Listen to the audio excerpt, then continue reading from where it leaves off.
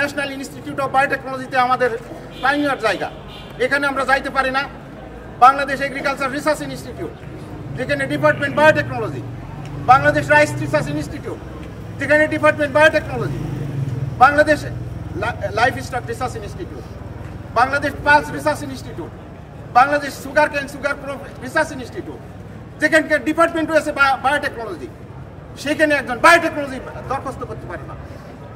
সেই ডিপার্টমেন্ট রাখার দরকার আছে, কোনোভাবে দরকার আছে, কোনোভাবেই দরকার নেই।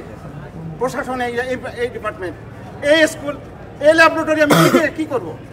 যে ল্যাবরেটরি দেশ রিকগনাইজ করতে পারে না। আজ 20 বছর হয়ে গেল। এটা হচ্ছে এই শাহজালালের বয়স।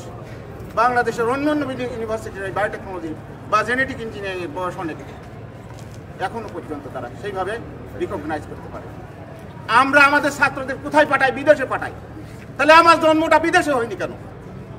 অতএব আমাদের সময় এসছে আমাদের অধিকার আদায় করার দিন। আজকে আমার ক্লাস করলে আমার হবে না, আমাকে অধিকার সামনে নিয়ে আসতে।